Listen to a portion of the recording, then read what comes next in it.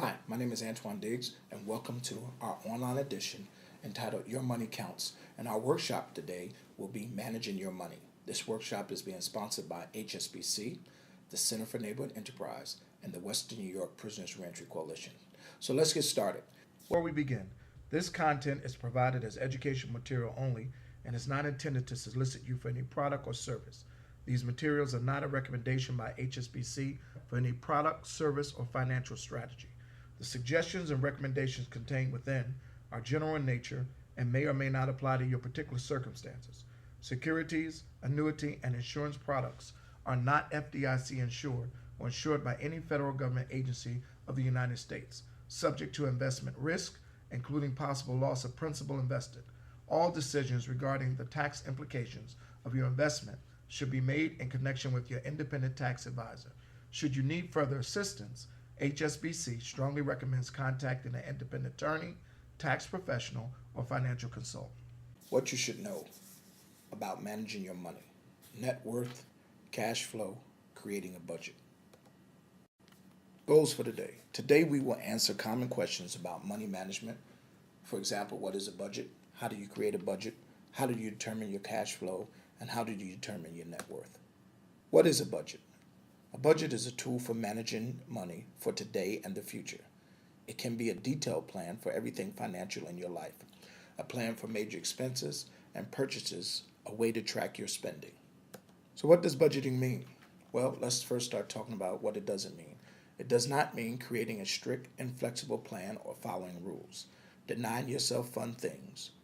But it does mean making conscious and smart decisions, establishing a plan that works for you. That way, you have these advantages. You can help manage spending and expenses, you can help reduce or eliminate debt, and you can increase your future assets. In this workshop, we will have activities so you can practice the new skills you are learning. These activities should be found on the website, and you should have already downloaded them or already received the package from us, and we will let you know about following the activities as we go along.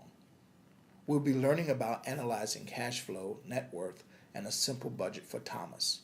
Here's some of the things you should know about Thomas. 1, he works with you. 2, he has the same expenses and payments. 3, he has a family and they live an active lifestyle. 4, right now Thomas rents an apartment and he wants to become a homeowner soon. So hopefully when we get done with Thomas and his budget, he'll be able to get that home he wants. What is cash flow and how do you calculate it? Cash flow is a relationship between what you earn and what you spend. It is a snapshot of your financial position. Write down all your expenses for the month. Include small expenses like newspapers, taxi, etc. Write down all income for the month. Include reliable income from all sources such as tips, child support, alimony, border income, and bonuses. How is cash flow analyzed? If your expenses are higher than your income, you have a negative cash flow. This means you're in debt. It may mean there were unexpected expenses. If your income is higher than your expenses, you have a positive cash flow. You're probably able to pay your bills on time, and you can probably save for the future. What is net worth? The value of your assets, which is what you own, less your liabilities, which is what you owe and your debts. Net worth is also a detailed picture of your finances. Assets minus liabilities equals net worth. What are assets? Cash reserve assets, cash, bank accounts. Investment assets, rental property, saving bonds, mutual funds. Cash surrender value of a life insurance policy, what it is worth if you were to cash it in today. Personal assets such as jewelry, furniture, a car, retirement accounts, and real estate, house or land you own. What are some liabilities? Short-term debts to repay within 3 years, for example, credit card balances, personal loans, income and property taxes, and insurance. Long-term debts to be repaid in terms over 3 years. Mortgages and home equity loans, student loans, and automobile loans. How do you determine your net worth? Again, you list all your assets, you list all your liabilities, and you subtract the liabilities from your assets. You actually have an activity and a worksheet to go along with that. Please use that activity and the worksheet to help you determine your net worth. How can you increase your net worth? Well, we suggest you pay yourself first. Setting aside money is the best way to reach goals in the future. We suggest you aim for 10% of your income. For example, if you make $2,000 a month, try to save $200 a month and then try to pay down that debt as well. How can you increase your net worth? Save as much as you can, start as soon as you can. Salary increases, bonus, money you get from a pay, debt, unexpected income, tax returns, etc. Even a portion of unexpected income is worthwhile to save. Reward yourself for meeting goals. And then take advantage of compounding. Let's talk about compounding. Look at what saving $50 a month can do. And here on this side, we clearly go over what saving $50 a month can do. Now, we truly understand that if you just take $50 a month and you stick it in the bank, you'll get anywhere in between 3 and 5%. Earning 7 to 9% requires some investing, and we suggest you talk to an advisor about doing that. But it is possible to take advantage of compounding, and we suggest that you do it. What can you do with a budget? You can use it to plan for how you're going to spend and save money. Allocate or decide on certain amounts of money for each category expense. Track your spending. Find opportunities to eliminate expenses. Include irregular expenses such as quarterly water bills, annual property taxes, and don't forget, keep it flexible. So let's take a look at a sample budget. For example, groceries. Let's decide that we'll spend $500 a month for food. Then we're going to track the amount that we actually spend. For example, at the grocery store, at restaurants, morning coffee, any snacks. And then finally, we'll analyze how we're doing. So how do you create a budget? Well, first of all, you base it on your history of spending, past receipts, credit card bills, and your checkbook register. Start tracking your spending now for 2 months. Write down what you spend. Regular expenses you have each day, each week, every month, etc. Irregular expenses that occur less frequently, such as property insurance, homeowners or renter insurance, school registration or tuition payments, prescriptions, and insurance premiums.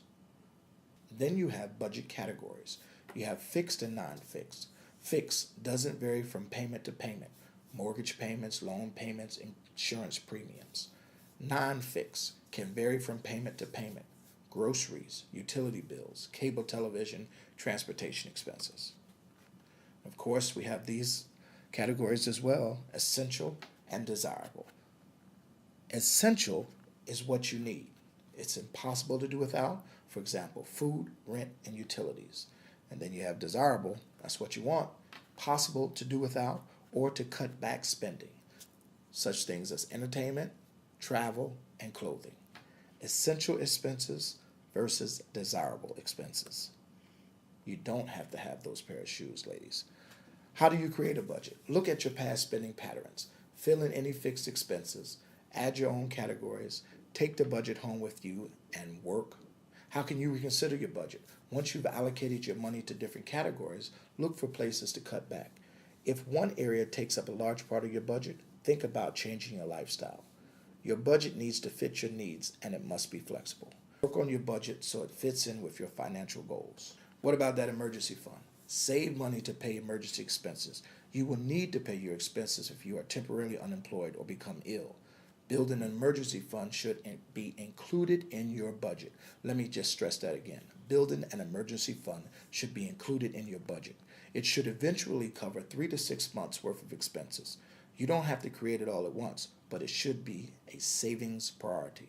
I'll stress that again as well. You don't have to create it all at once, but it should be a savings priority. And of course, we suggest anywhere between $1,000 and $1,500. So here's some saving tips that we want to give you. One, we want to say, stick with it. Go digital. Consider budgeting software. Keep your budget simple. Ask for help. And of course, build in small rewards for yourself. Here you go, ladies. Now, if you want those shoes, now you can go get them. So let's wrap up. Over the next few weeks, use the worksheets to calculate your cash flow and net worth. Use the budgeting worksheets to create a budget and spending plan. Identify 2 short-term and longer-term financial goals. Remember to modify your plan on an ongoing basis to reach your financial goals. Managing Your Money booklet, don't forget to take a look at that information as well.